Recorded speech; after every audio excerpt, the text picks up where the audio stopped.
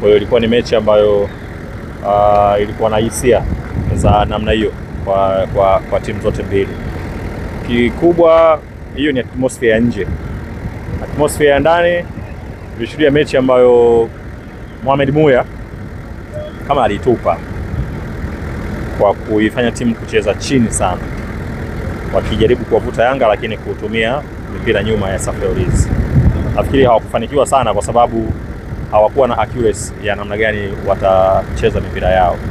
Kwa kiasi kikubwa walijaribu kuwin mipira mingi katikati mpaka eneo la ulinzi, ulikuwa unaona kwamba wapo tayari kwenye mapambano, lakini sehemu ya mbele kulitoa shambulizi la Maabad ambao alipiga msheli, alicheza ule mpira.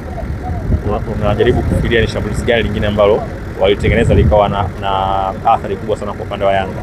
Kwa hiyo kwa upande wangu nafikiri ilikuwa ni mechi ya upande mmoja sana. Yanga alitawala mchezo kiasi kikubwa na kuonekana kuwa na uhitaji wa pointi 3 zaidi. Hata sababu zake ulikuwa unaona kwamba alikuwa anataka timu iende mbele kutafuta kitu. Pengine kwa namna Yanga ambavyo imekuwa ikicheza mechi za karibuni, watu walitegemea kwao leo itakuwa ni easy flow na ushindi mkubwa pengine kwa Coastal Union, hasa ikizingatia Coast pia alianza vibaya ligi licha ya kwamba mechi za karibuni amekuwa amejipata vyema. Nini hasa ambacho kilikwamisha hicho ambacho wengi walikuwa nafikiri kwa upande wa Yanga? Nafikiri wakati mwingine ni concentration, wanaweza wakafika kwenye eneo la mwisho lakini uamuzi ambao utaenda kufanyika usiwe sahihi. Lakini pia unaweza kusifu kazi ambayo kaifanya Wilbol Maseke kwenye mechi hii. Wilbol kaokoa nafasi 2 za wazi za Dube kabla ya Dube kufunga. Lakini pia na kwenda kusifu pia safu ya ulinzi, walikuwa wanashinda mipambano mingi sana dhidi ya wachezaji wa Yanga. Beki wa kushoto Oviedo alikuwa anashinda sana dhidi ya Ekwa ama Pakome, lakini pia Aidan ni kati ya wachezaji ambao nilikuwa nawaza kwa kiasi kikubwa sana. Nikapata kadi ya njano almost kwenye dakika 15. Yaani kwenye dakika 15 za kwanza kapata kadi ya njano, lakini kaweza kumaliza mechi akiwa bado yuko kwenye performance ya juu dhidi ya winga Ekwa ama Pakome. Yule ukipata kadi ya njano wakati mwingine unashuka kimchezo, lakini yeye bado alifanikiwa. Pakome alidhibitiwa leo. Kwa kiasi kikubwa hakuwa na ile A+ game ambayo amekuwa nayo siku zote. Unaweza kusema B performance kwa labda namna ambapo Coastal alikuwa anacheza, kwa nabana sana spaces. Ni rahisi sana kumuona Bakari Msimu ambaye winga kuja kucheza kama namba 2 wanabana uwanja. Ukiangalia upande wa kushoto pia Mesha Mwamita alikuwa anashuka sana kuwa kama beki wa kushoto pia. Kwa hiyo kulikuwa na kazi kubwa ya kuhakikisha kwamba unafungua njia dhidi ya wachezaji wawili. Hapo Geoffrey Manyasi, Gualala, Ari Nasser na walifanya kazi kubwa sana kwenye kiungo. Kwa hiyo unaiona timu ambayo ilikuwa very compact kwa kuhakikisha kwamba hawapati athari kubwa. Prince Dube mechi 4 za mwisho kamba 3. Tukilinganisha na strikers wengine, ni sahihi kusema ndiye striker aliyeform zaidi kwa hivi sasa? Wao wanakuambia wenyewe striker akifunga kuna hali anajisikia kwa sababu ile ndo kazi yake ya msingi. Kwa Prince tangu alipofunga kwenye michezo 4 mabao 3 ana hiyo njaa ya kutaka kufunga tena. Kuhusu form za strikers kwa kulinganisha na ma striker wengine, nafikiri kwenye form naweza nikamweka Popita yuko kwenye form, pengine Dube ndo anakuja kuitafuta form yake. Yes. Yanga hawana haja ya kusajili mshambuliaji mwingine?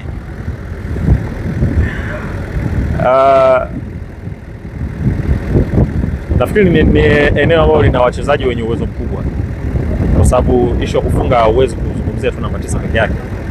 Kuna msimu hapa Stefan Azizikia alikuwa mfungaji bora, sio namba 9, lakini namna ambavyo timu inacheza unapata hiyo connection ya wachezaji wa mbele kwamba ni namna gani mnacheza kwenda kwenye eneo la mwisho.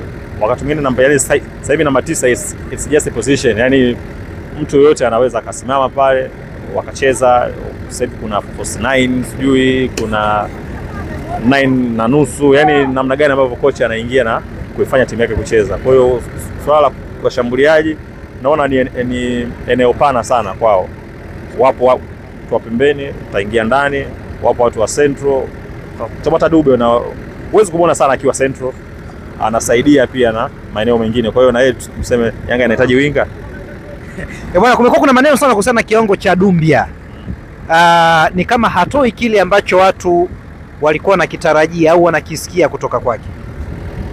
Nafikiri bado wanasema ni mchezaji ambaye alikaa nje kwa muda mrefu sana pasi na kucheza. Huenda hizi amecheza. Inawezekana huenda kukawa na hiyo transformation taratibu. Wapo wachezaji wanazoea mazingira kwa haraka sana na wana hit. Wapo wachezaji wanahitaji hata miezi 6 ndio unakuja unamwona kwamba ni mchezaji wa namna gani. Wapo wachezaji wamegawanyika kwenye madaraja tofauti. Kwa hiyo inawezekana kuna kipindi anakipitia ambacho anahitaji kucheza sana, kupunguza makosa, kupata sharpness, ukitazama unaona ni mchezaji ambaye jinsi anavyofikiri kwamba ni mchezaji mzuri. Yes. Simba amepoteza leo. Sijajua. Hujajua? Amefungwa na Azam 2. Hongera kwa Azam. Hongera kwa Azam. Hongera kwa Azam. Hujaiona? Mimi nipo Dodoma wangu na nilikuwa na kidagai. Lakini inatoa njia nyeupe kwa Yanga, ina maana akikaa juu pale mara nyingi wewe inakuwa ngumu kumshika. Bado hawajakutana, lakini pia bado Yanga hajacheza na Azam. Ni namna gani unaweza kucheza dhidi ya wewe? Yaani hapa Yanga kapata faida kwa sababu wale wamecheza wao. Itafika faida kwa Azam Simba na Yanga wakicheza. Itafika faida kwa Simba Yanga akicheza na Azam. Kwa hiyo leo Yanga kapata faida. Ndio maana alikuwa na kapush kapata bao.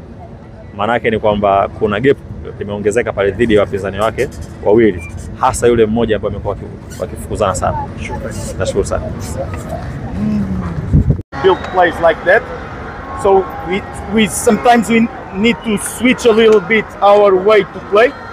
But in the end, I think we deserve that. So can you made it hard for you for your team today? No, it's absolutely, and you watch it. So sometimes we want to play more quick, and the ball is bouncing, and it's difficult to control. And we need sometimes 2-3 touches to control. Is the time to cut the ball for the opponent. So yeah. You created a lot of corners, but you never used them. But we played also with the opponent strong in that moment. So it's a part we must be more efficient, but it's also the part that the opponents do it very well, that job. So yeah, we need to keep the process, because it's the one process. It's not magic. So yeah, we believe and I think that wins give us a lot of power. Coach, Prince Dube struggled a bit before these last 4 games, but we've seen that in the last 4 games he's managed to score 3 goals. How can you describe his performance? Sorry? Prince Dube scored 4 goals, okay. 3 goals in 4 matches. How can you describe him? Yeah, I describe that since we are advanced with our process, he's more comfortable, he's understanding better the behaviors, the moments, and he's a very good player.